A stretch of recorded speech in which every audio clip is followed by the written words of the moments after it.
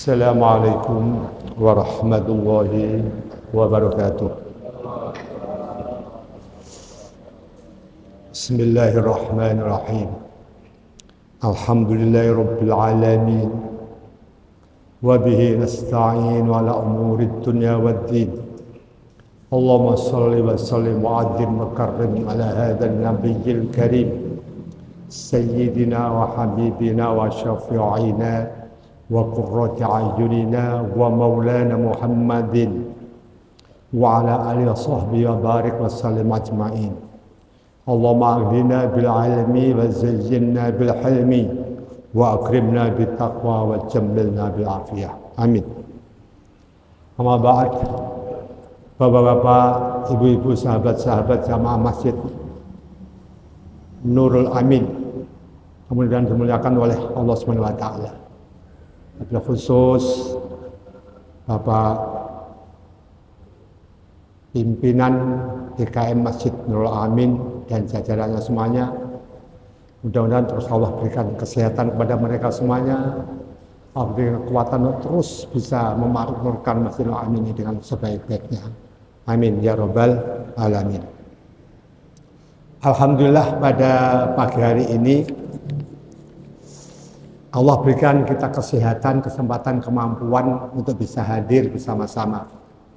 Di Masjid Nurul Amin yang mulia ini kita sholat subuh berjamaah. Terus kita terus i'tikaf. Kita lanjutkan dengan kajian-kajian, mentadabburi, memahami Al-Quranul Karim. Ayat demi ayat. Dalam rangka untuk meningkatkan ilmu kita, meningkatkan kefahaman kita, meningkatkan ketakwaan kita kepada Allah Subhanahu wa taala, agar apa yang kita mohonkan, apa yang kita mintakan kepada Allah itu Allah kabulkan semuanya. Allah jadikan kita orang-orang yang solih dan solihah.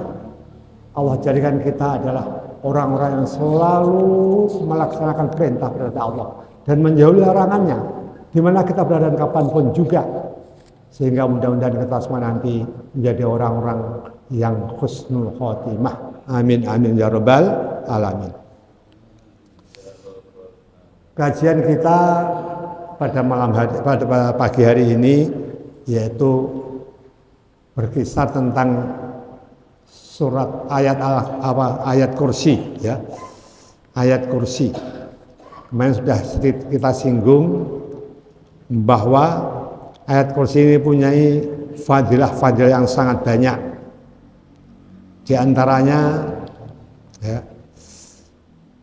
di mana dikatakan bahwa Rasulullah bersabda. Ini riwayat Ali radhiyallahu anhu. Ya Ali, Sayyidul Basar Adam, wa Sayyidul Arab Muhammadun, wa la fakhra, wa Sayyidul Kalam Al-Quran, wa Sayyidul Quran Al-Baqarah, wa Sayyidul Baqarah Ayatul Kursi. Ini. Wahai Ali, kata Rasulullah, Sayyidul Basar Adam,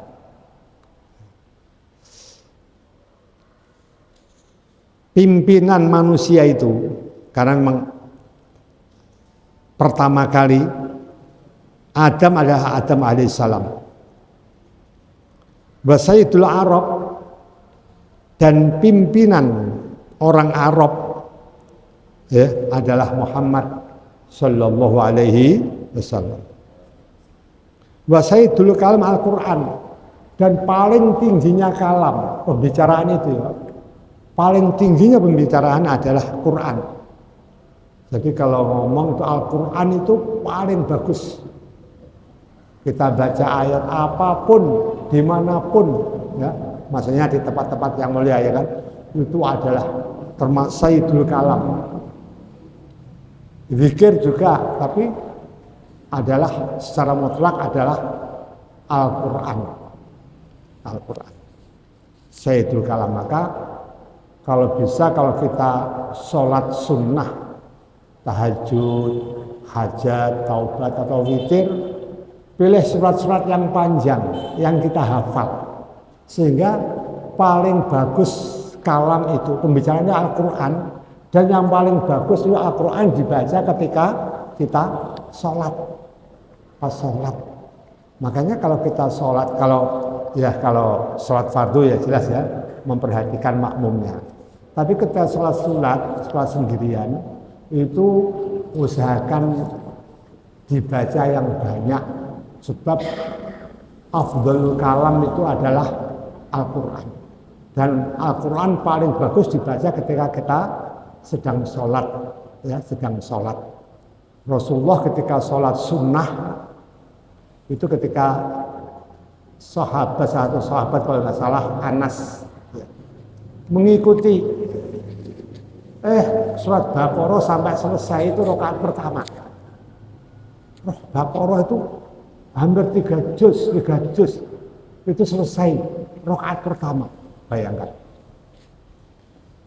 Jadi kalau afdhalul kalam atau sayyidul kalam atau Al-Quran, dan yang paling bagus dibaca ketika kita sholat, maka kita usahakan kalau sholat itu, sholat sunnahnya ya, ini jangan pilih yang pendek-pendek, pilih yang panjang.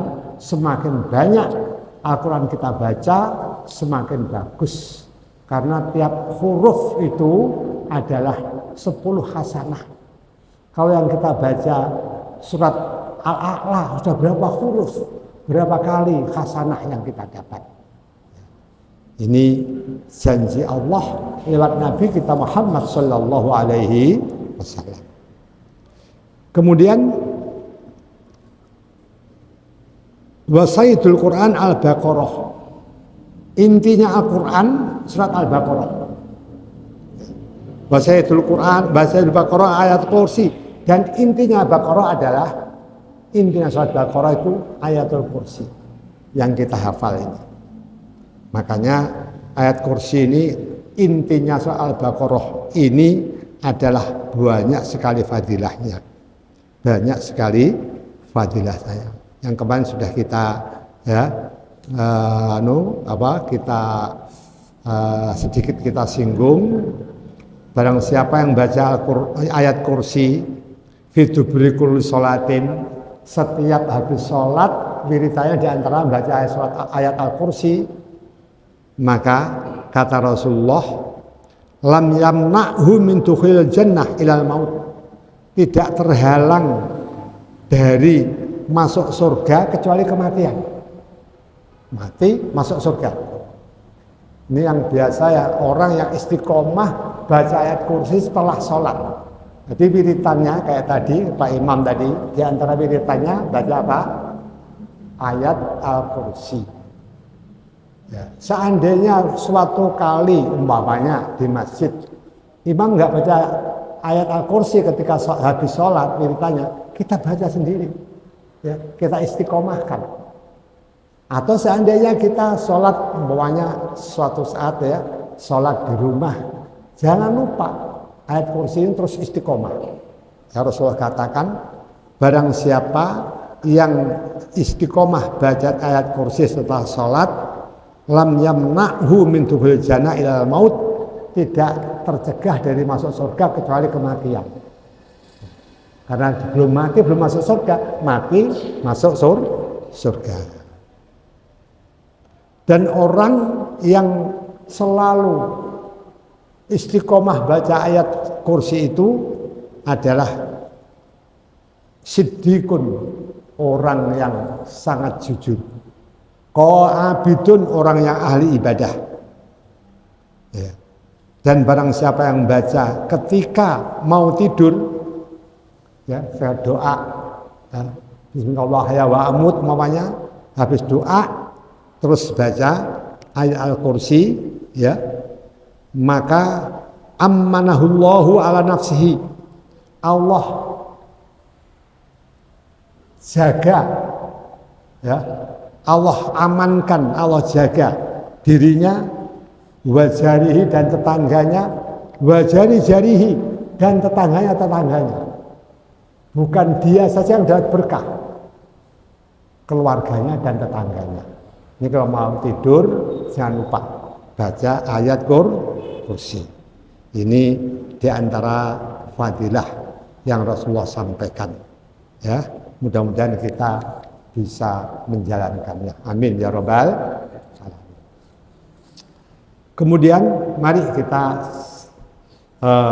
mengartikan sedikit demi sedikit. Ya. Allahu la ilaha illa huwal hayyul qayyum. Allah adalah zat yang tiada Tuhan yang hak disembah kecuali Dia, Allah. Allah itu Ismullah Azam.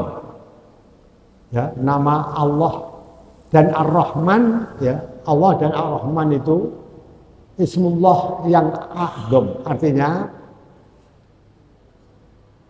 boleh kita, ya, nama itu yang paling bagus itu nama yang disandarkan ketika kepada Asmaul Husna, ya, dan yang paling bagus kepada lafzu jalal Allah dan Ar-Rahman. Jadi yang paling bagus nama Abdullah atau Abdurrahman, ya. Jadi abad yang disandarkan kepada lafzul jalalah Allah dan Ar-Rahman. Kemudian baru yang lain. Sampai ya, kalau orang namanya Abdullah atau Abdurrahman itu manggilnya nggak boleh yang akhir. Kan kita biasa ya, orang yang Abdurrahim, Rahim gitu ya. Ya. Abdul Azim, Azim gitu ya. Ya. Abdul Jalal gitu. Tapi kalau lafzul Allah dan Rahman nggak boleh, harus lengkap kalau manggil yang akhir.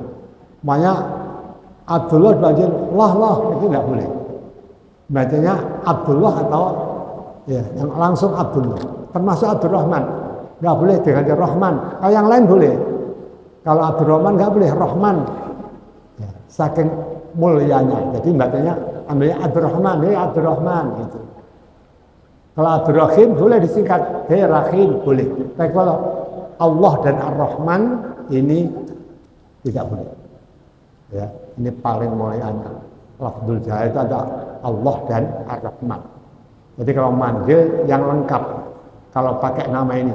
Dan paling utama nama itu ya ada yang idhofahkan, lafaz idhofahkan kepada Allah dan Ar-Rahman.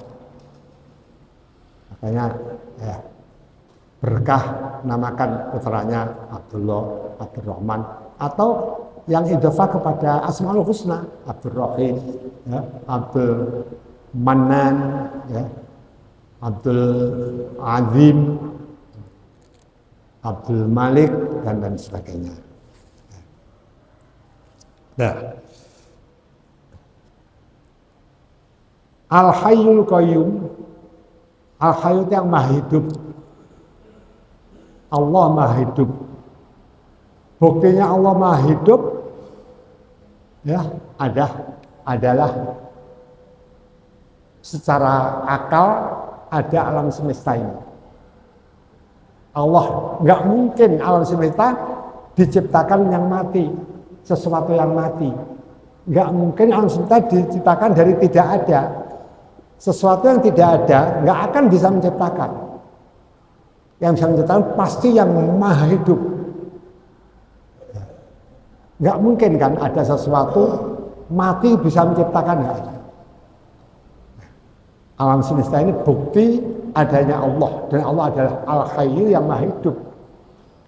Karena muhal mati kok bisa menciptakan sesuatu, maka ada Al-Hayyu. Al-Hayyu, kemudian Al-Qayyum. Al-Qayyum ini di antara yang mengartikan adalah zat yang berdiri sendiri. Artinya zat yang tidak membutuhkan kepada orang lain. Jadi kalau kita manusia nggak bisa tanpa orang lain, ya. Ini butuh ini, nggak bisa kita berdiri sendiri. Tapi Allah Kalau manusia itu ketika dia umpamanya menjabat sebagai apapun, kok rakyatnya itu taat kepadanya, dia semakin tinggi, semakin tinggi. Tapi ketika rakyatnya menentang, dia akan jatuh. Karena dia membutuhkan kepada yang lain. Tapi Allah tidak. Allah sudah maha kuasa, maha agung. Tidak membutuhkan, ya, tidak membutuhkan kepada makhluknya. Umpamanya, seandainya, ya, orang sedunia ini itu semuanya beribadah kepada Allah. Itu tidak menambah keagungan Allah, tidak. Allah sudah maha agung. Juga dibalik, seandainya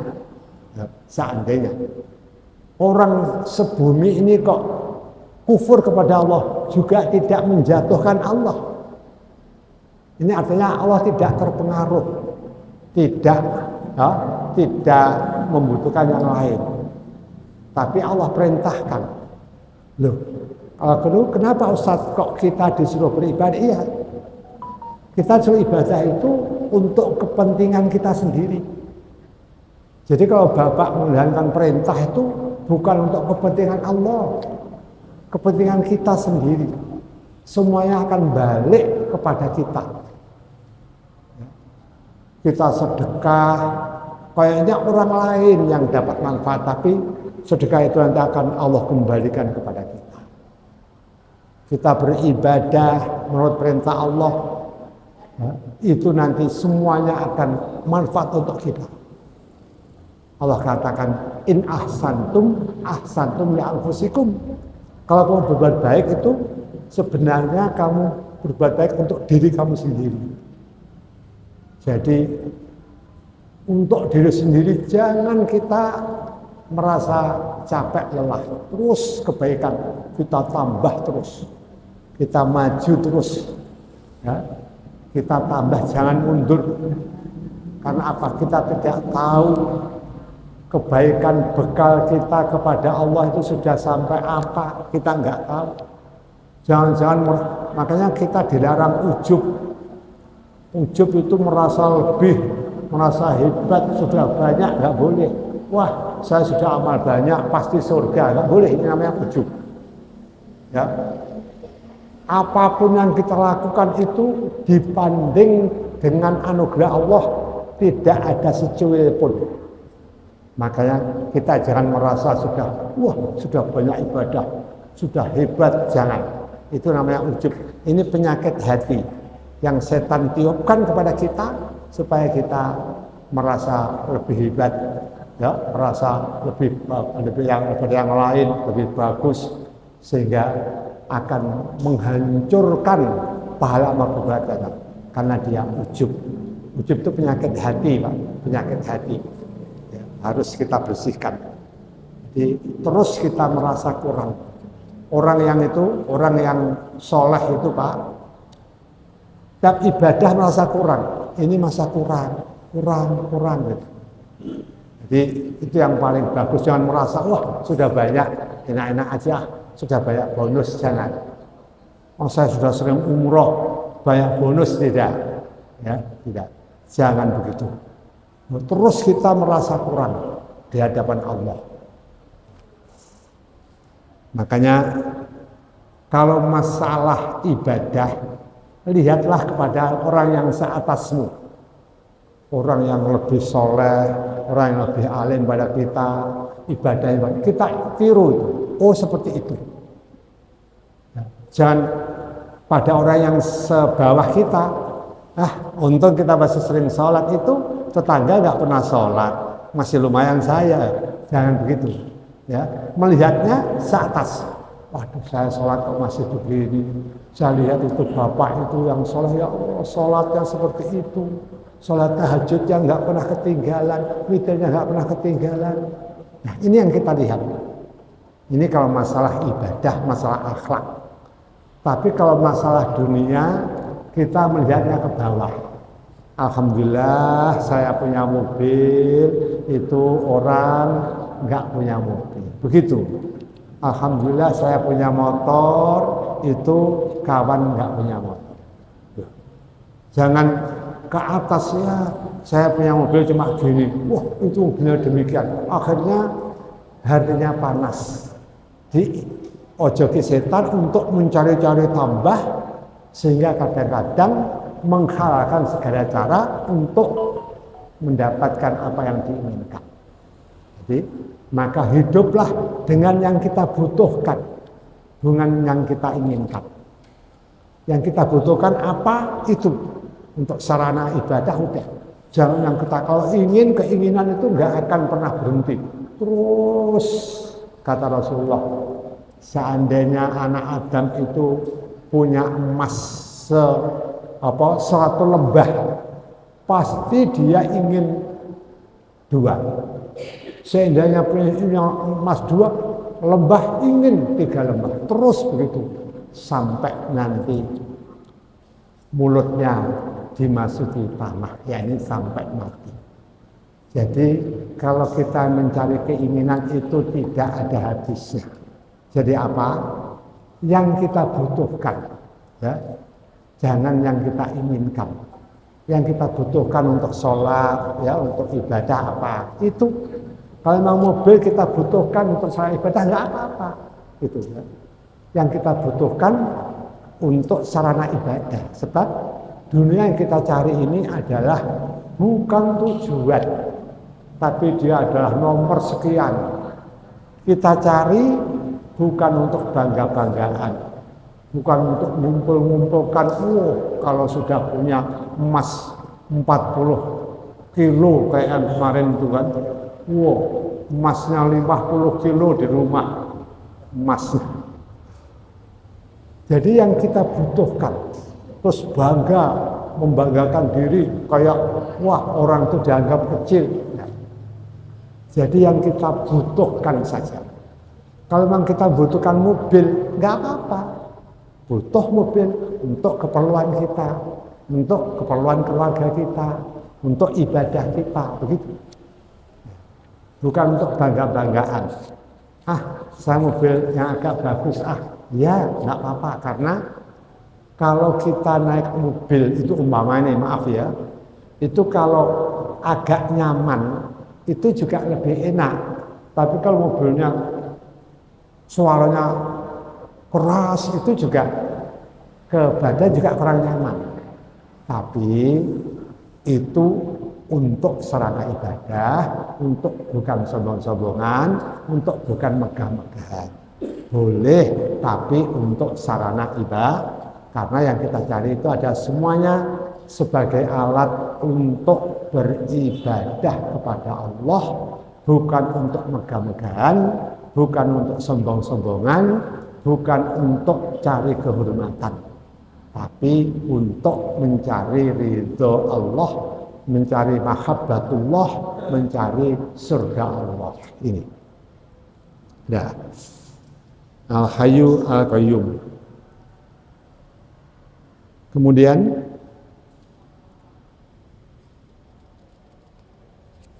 selanjutnya Al-Qayyum ini memang banyak yang mengartikan itu. Ya. Yang selalu ngurusi, ada yang mengatakan Qayyum itu yang selalu ngurusi makhluknya, yang selalu ngupeni. Ad-Daimul Wujud, yang selalu menjaga, ngurusi makhluknya. Nggak ada makhluknya yang sekian triliun itu semuanya diurusi oleh Allah. Makanya Allah katakan, "Bama min dabbatin fil ardi illa 'alallahi rizquha." Tidak ada yang melata di bumi ini kecuali Allah yang memberikan rezeki. Jadi Allah mengurusi semuanya, jangan khawatir. Yang penting kita melaksanakan perintah Allah, meninggalkan orang Allah, semuanya insya Allah Allah cukupi. Man yattaqillaha fahuwa hasbuh. Barang siapa yang bertakwa kepada Allah, Allah mencukupinya. Jangan khawatir. Yang penting kita selalu bertakwa kepada Allah, yang dimaksud selalu menjalankan perintah dan menjauhi larangan, pasti Allah urusi kita. Jangan khawatir, ya. Janji Allah, wa may yattaqillaha yaj'al lahu makhraja. Ya, ada lagi, wa may yattaqillaha fa huwa hasbuh. Orang yang bertakwa maka Allah mencukupi. Jangan ragu, ya, jangan ragu. Makanya ketika Nabi Musa alaihissalam, ya, dengan Bani Israel dikejar tentara Fir'aun dan tentaranya, kemudian terhalang Laut Merah. Kata Bani Israel, Musa, innal mudrakun, kita pasti akan tersusul. Itu Fir'aun sudah tinggal 1 kilo di belakang kita. Apa kata Nabi Musa apa? Dia yakin, tidak, ya. Pasti Allah akan memberikan jalan. Yakin, tidak, Allah pasti akan memberikan jalan. Allah pasti akan memberikan jalan. Ma'il bersama kita adalah Allah. Jangan khawatir. Betul. Ketika Fir'aun sudah akan dekat, Allah perintahkan Musa untuk memukulkan tongkatnya ke laut. Nabi Musa nggak tahu. Yang penting jalankan perintah. Kalau tongkat dibuka ke laut akan apa? Nggak tahu. Memberikan perintah. Bukan ke laut, dengan izin Allah. Laut itu bisa menyibak ke kanan dan ke kiri, ya kan? Dan yang tengah itu menjadi daratan yang bisa dilewati. Yang penting kita mengikut perintah Allah, pasti Allah akan atur kita, ngurusi kita. Ya, makanya Al-Qayyum yang maha mengurusi makhluknya, begitu. Ada yang mengatakan demikian. Kemudian la ta'khudhuhu sinatun wa la naum.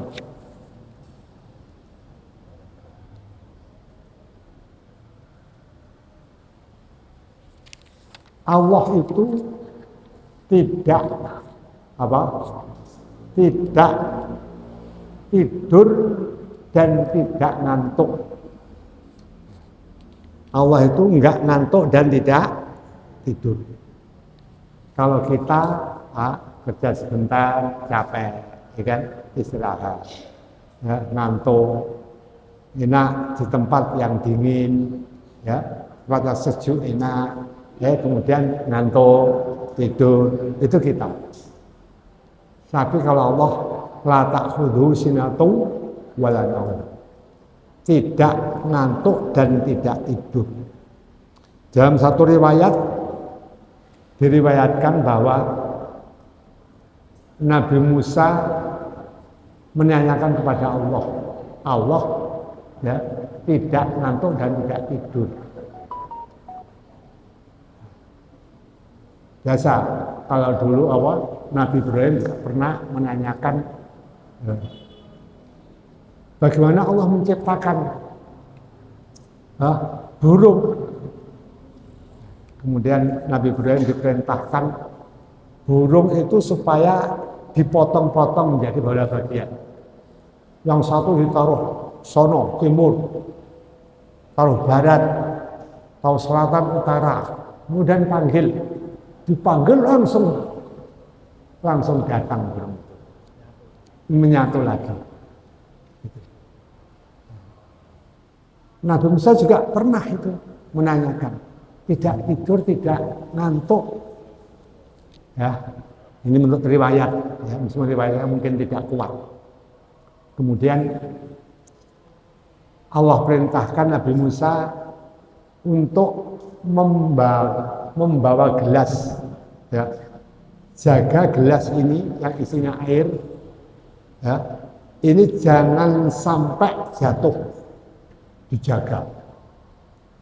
Betul Pak, sehari kuat, tapi ketika semalamnya nggak terasa, tahu-tahu ngantuk Pak, jatuh, gelasnya jatuh pecah. Nah, kemudian Allah berkalam itu kalau alam semesta dan isinya, ya, terus semuanya planet-planet itu, kalau seandainya Allah tuh ngantuk atau tidur, maka akan bertabrakan, hancur.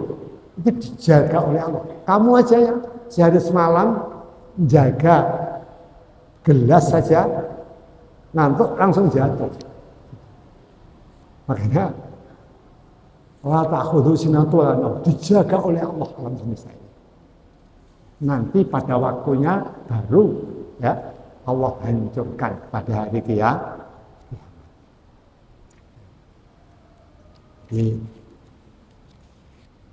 La ta'khudhu sinatun wa la nawm.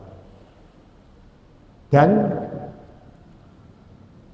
itu adalah bahwasanya itulah sifat Allah itu. Laisa kamitslihi syai'un, enggak sama dengan makhluknya. Kalau kamu ngantuk tidur, Allah enggak ngantuk tidur. Makanya di dalam surat Al-Fatihah, Al-Fatihah itu surat Allah turunkan kepada Nabi kita Muhammad sallallahu alaihi wasallam. Coba di dalam surat Al-Fatihah itu ya, iyyaka na'budu wa iyyaka nasta'in. Kok Allah mengatakan iyyaka na'budu? Bagaimana? Nah, Fatihah kan Al-Quran, Al-Quran kalamullah. Kok Allah mengatakan iyyaka na'budu wa iyyaka nasta'in? Kalau kita memahami sedikit ikhlas, kok Allah mengatakan iyyaka na'budu? Oh, maksudnya begini. Di situ ada fi'il yang mahdhuf, fi'il yang dibuang. Allah mengajarkan pada makhluknya yakni qulu iyyaka na'budu wa iyyaka nasta'in. Hei, katakanlah ya kepada Allah iyyaka na'budu wa iyyaka nasta'in. Begitu maksudnya. Kalau kita pilih, kok Allah mengatakan iyyaka na'budu? Kalau difahami sekilas ya kan ya. Oh, ulama tafsir menjelaskan di situ ada fi'il yang dibuang. Asalnya kul, katakanlah. Ya, iyyaka na'budu wa iyyaka nasta'in. Itu. Jadi Allah mengajarkan pada kita. Ya, iyyaka na'budu wa iyyaka nasta'in. Makanya ihdinas siratal mustaqim. Ihdinas siratal mustaqim. Siratal ladzina an'amta 'alaihim. Di sini ada rahasia di sana. Ya. Kita disuruh mohon kepada Allah. Iyyaka na'budu wa iyyaka nasta'in. Iyyaka na'budu wa iyyaka nasta'in. Terus ihdinas siratal ladzina an'amta 'alaihim. Di sini para ulama akidah mengatakan disinilah kita ini wajib mempunyai sanad, wajib meniru kepada orang-orang yang Allah berikan nikmat, para anbiya, para rasul, kemudian para ulama, al-ulama warathul anbiya, pewaris nabi, ya. Di antaranya kalau kita kemudian mengikutkan ulama-ulama seperti yang sudah mengistimbaca Al-Quran dan hadis seperti Imam Hanafi, ya kan? Imam Maliki, Imam Syafi'i, Imam Hambali. Itu apa? Sebab jalan yang lurus itu ya jalan orang-orang yang telah Engkau berikan nikmat, ya Allah. Kalau ya Allah berikan saya jalan yang lurus, jalan Engkau, nah kita nggak bisa meniru Allah. Allah itu layanamu, layak kulu, layak serok, ya kan? Makanya Allah katakan, ihdinas siratal mustaqim siratal ladzina, gitu. Ya. Berilah aku ya Allah jalan yang lurus, jalannya orang-orang. Orang yang kita bisa tiru. Para ulama, para anbiya, para rasul, para ulama yang kita tiru. Mana pentingnya kita itu niru, ya, ngikuti para ulama. Saya mau jalan lurus, jalannya Allah, nggak bisa. Orang Allah layanamu walayan as layak kulu walayas asraf. Kamu nggak bisa ikut jalan Allah. Apa? Allah ajarkan siratal ladzina an'amta alaihim, jalannya orang-orang yang telah engkau beri nikmat. Disinilah pentingnya kita itu apa? Mengikuti imam mazhab itu begitu. Di mazhab Syafi'i nanti akan terus sampai kepada Rasulullah. Jadi jalan orang-orang yang telah engkau berikan nikmat itu. Enggak langsung ke Allah. Wah, saya enggak mau bermadhab. Akhirnya memahami Al-Quran bingung. Iya. Memahami Al-Quran. Al-Quran itu ada di sana rahasia-rahasianya. Kalau orang yang enggak belajar mendetail tentang nahwu sorofnya, tentang balaghahnya, bisa salah paham. Makanya kita mengikuti ulama ini. Ini yang pentingnya madhab. Umpamanya begini, saya kasih contoh, Pak.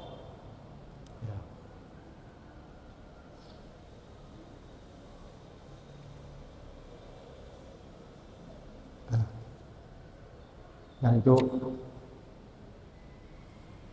umpamanya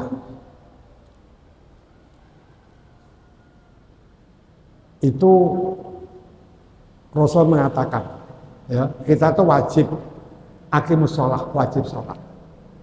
Dan sholat itu wajib menghadap kiblat. Nah, kalau orang teliti lupa, kan sholat itu enggak seluruhnya menghadap kiblat. Kalau rukuk kan kita menghadap ke bawah. Kalau sujud kan menghadap ke bawah, ya kan? Sujud kan ke bawah kan, ya kan? Rukuk juga menghadap ke bawah. Kok kita berarti nggak ada rukuk dan dia menghadap kiblat terus? Nah, ini kan salah paham. Jadi maksudnya di dalam itu adalah mu'dhamus shalah itu menghadap kiblat, gitu. Mu'dhamus shalah, mayoritas sholat itu menghadap kiblat, ya. Maka rukuk itu termasuk dianggap menghadap kiblat karena mu'dhamus shalah. Ya, artinya paling banyaknya amal sholat itu menghadap kiblat. Selain rukuk itu, dan sujud itu termasuk di dalamnya. Nah, kalau kita nggak bisa mengikuti ulama, katanya kan kita harus menghadap kiblat. Jangan rukuk dong. Lalu rukuk kan menghadap kiblat nanti, begitu. Salah paham. Makanya mengikuti para ulama. Rasul mengatakan begini, al-hajju arafah. Haji adalah arafah. Dia salah paham, nggak mau ikut ulama. Ya udah, yang penting haji kita arafah dia cukup. Oh, iya, kan padahal ada tawaf, ada sa'i, kan? Nah, itu yang dimaksud mu'dhamul hajj. Paling intinya, ya, amal haji itu arafah. Ada rukun-rukun yang lain, itu loh. Jadi paling intinya bukan berarti arafah saja. Dari mana kita aja? Dari para ulama. Jadi di sana ada rahasia hikmah yang di dalamnya itu. Yang kalau kita nggak mengerti bahasa Arab atau balaghah bisa salah. Makanya kita ngikut para ulama.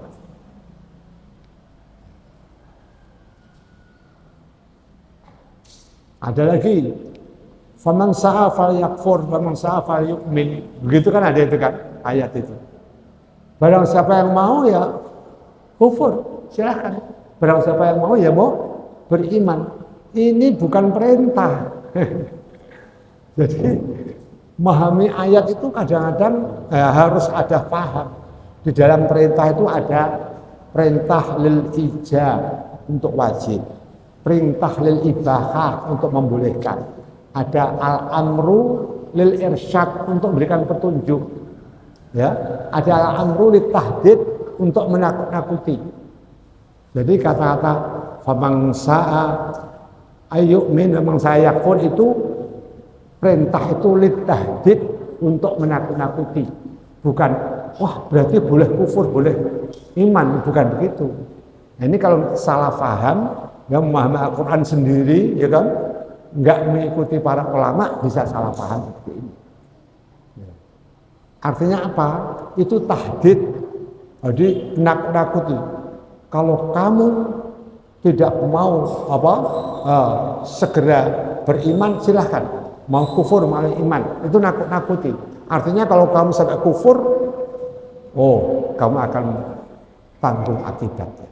Kayak maunya bapak ini melarang anak saya, anak itu, jangan pergi, anak ngengkel aja, jangan pergi, udah pergi sana. Itu bukan perintah beneran itu.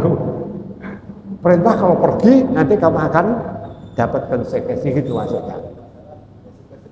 Iya, bukan berarti perintah. Perintahnya itu litahdid. Jangan pergi, jangan pergi. Kayak udah pergi, itu bukan berarti berarti perintah, tapi litahdid. Karena dilarang kok ngengkel, akhirnya perintahnya itu perintah litahdid, menakut-nakuti. Sudah ambil sana, akhirnya nggak berani ambil kan dia. Iya, karena perintahnya itu nakut-nakuti, bukan perintah untuk membolehkan. Nah, untuk memahami itu adalah ulama, maka kita ikut para ulama. Dalam memahami ayat atau hadis itu bisa tekstual atau kontekstual, bisa letterlek apa adanya. Ada yang memahami secara kontekstual, isinya. Sebagai contoh begini, Pak. Ketika Rasulullah memerintahkan sahabat untuk menyerang ke Bani Quraidah yang mereka merusak perjanjian, sebab mereka sekongkol dan orang-orang musyrik dan orang kafir. Kata Rasulullah, kamu berangkat ke Bani Quraidah, ya, jangan sholat asar kecuali di tempat Bani Quraidah. Akhirnya berangkatlah ini jam sahabat. Di tengah perjalanan ini sudah